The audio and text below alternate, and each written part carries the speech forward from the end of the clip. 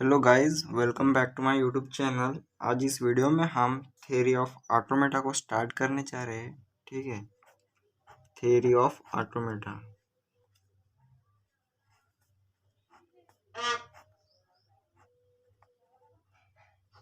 ठीक है, तो बेसिकली हम ऑटोमेटा स्टार्ट करेंगे। तो basically theory of automata is A theoretical branch of computer science and mathematics. Okay, हम कंप्यूटर साइंस और मैथमेटिक्स का कॉम्बिनेशन भी बोल सकते हैं। तो इसका बेसिक पर्पस होता है, बेसिकली हम इसमें एब्स्ट्रैक्ट मशीन की स्टडी करने वाले हैं। ठीक है, और उन्हीं एब्स्ट्रैक्ट मशीन्स को हम ऑटोमेटा बोलते हैं। Automata is nothing but abstract machines.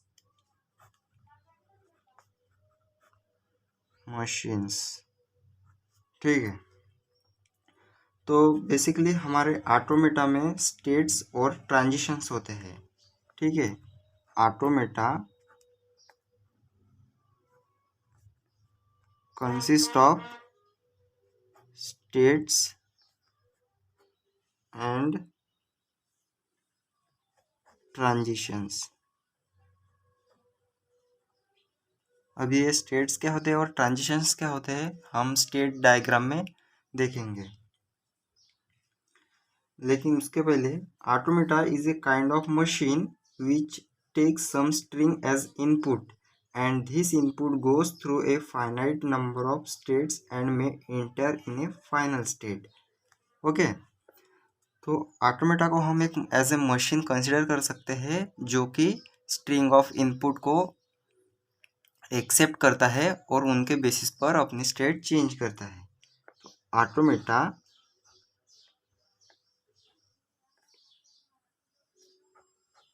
is the kind of machine which takes some string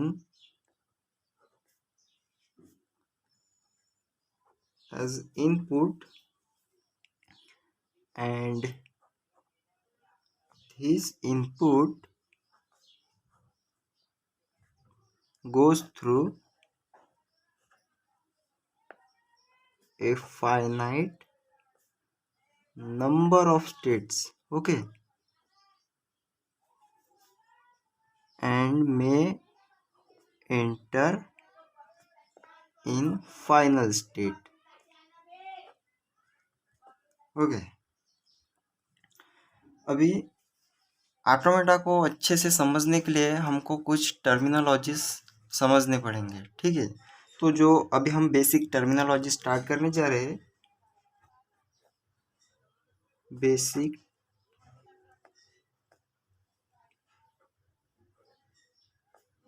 of automata. Okay, जो कि हम फ्रीक्वेंटली यूज करने वाले हैं। ठीक है, तो सबसे पहला है, I hope this is visible. पहला है symbols. What is symbols in automata? Okay, तो symbols are an entity, symbols are an entity or individual objects. ठीक है, which can be any letter, alphabet or picture. Which can be any letter, alphabet और picture. Okay, तो example के तौर पर मैं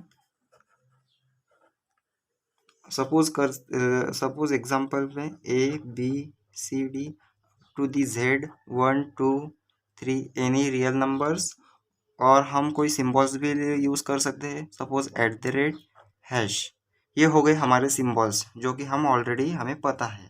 ठीक है, उसके बाद आता है सेकंड एंटिटी जो है alphabet. Okay, alphabet So alphabets are a finite set of symbols. It is denoted by sigma symbol. Okay. Alphabets are a finite set of symbols and it is denoted by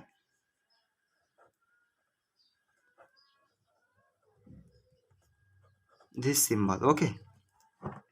तो basically हमने बोल दिया है कि it is a finite set. तो हम set का representation कैसे करते हैं? This way. Okay. Curly braces में हमारे जो भी एलिमेंट्स होते हैं हम उसको इसमें कर्ली ब्रेसेस में डिनोट करते हैं. तो basically it is a set of symbols. तो सिम्बॉल्स हमने ऑलरेडी देख लिया है क्या है. A B C all alphabet all A B C D up to this Z 1 2 3. तो एग्जांपल के तौर पर मैं ऐसा भी लिख सकता हूँ A, B. सेकंड सेट हो गया हमारा 1 2 3. ओके. और इसका कॉम्बिनेशन भी हो सकता है. सपोज यहाँ से A लिया, यहाँ से 2 लिया और यहाँ से एक हैश सिंबल. तो ये हो गए हमारे अल्फ़ाबेट्स. ओके.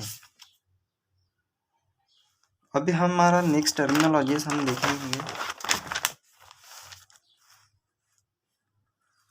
हमारा नेक्स्ट टर्मिनोलॉजीज है string.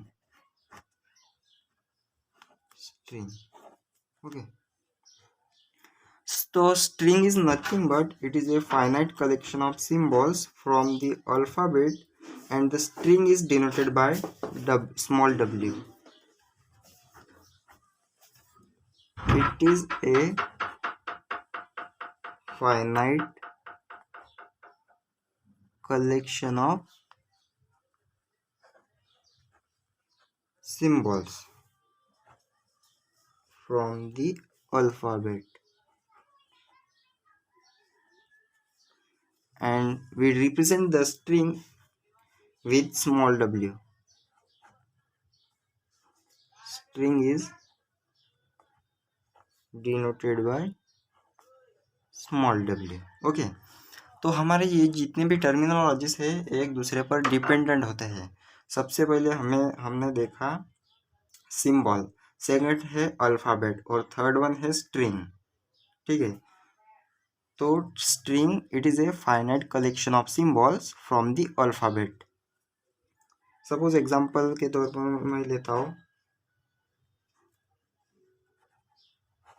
Example.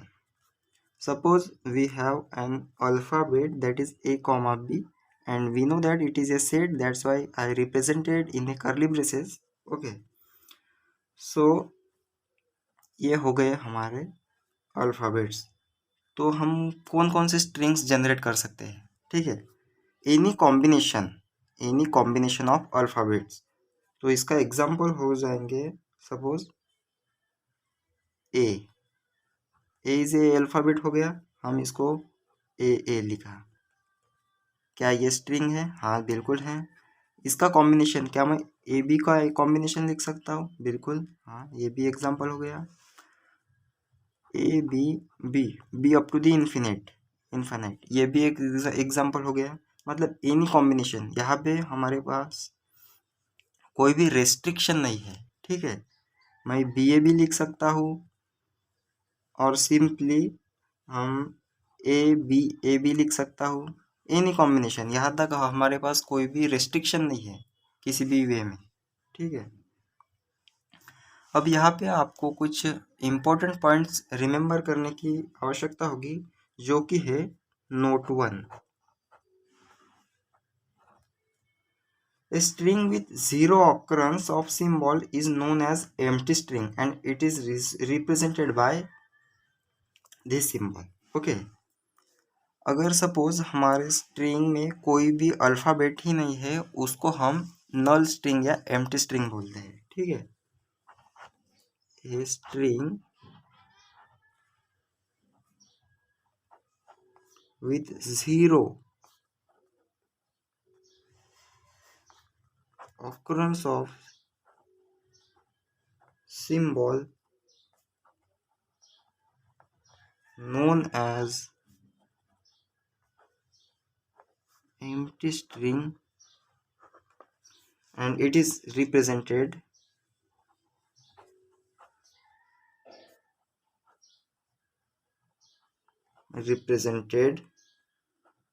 by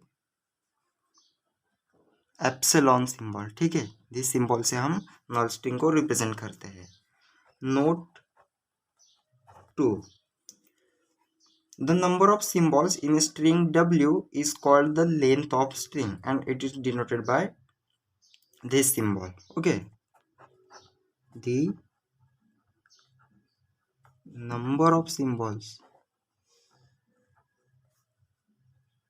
in a string W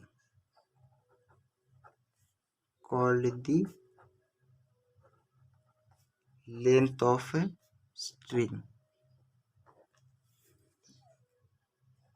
and denoted by, ठीक है, this symbol. ओके, तो इसका मतलब है सपोज इस स्ट्रिंग में आप देख सकते हैं ए बी, इस इन जितने भी मैंने ये स्ट्रिंग लिए हैं इनकी लेंथ है इन्फिनिटी। ठीक है, हम इसको काउंट नहीं कर सकते हैं। लेकिन सपोज मैं एक स्ट्रिंग लेता हूँ, सपोज ए बी सपोज, तो इसकी लेंथ क्या हो गई, हमारे पास 4 अल्फ़ाबेट है, 1 2 3 4, तो हम the length of this string will be 4। इस वे से हम इसको रिप्रेजेंट करते हैं। ठीक है, याद रख हो गई हमारी स्ट्रिंग की बात। अभी नेक्स्ट वीडियो में हम लैंग्वेज, हमारा जो लास्ट वन बेसिक टर्मिनोलॉजीज है वो नेक्स्ट वीडियो में देखेंगे। Hello guys, welcome back to my YouTube channel. आज इस वीडियो में हमारा एक बेसिक टर्मिनोलॉजीज जो कि लैंग्वेज बाकी रह गया था वो आज इस वीडियो में हम कवर करेंगे। ठीक है, language. So what exactly a language? Okay, a language is a collection of appropriate string. Okay, a language is nothing but a collection of appropriate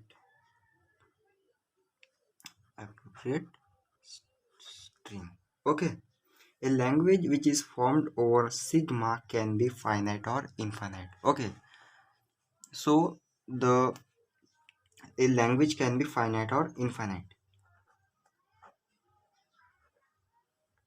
A language can be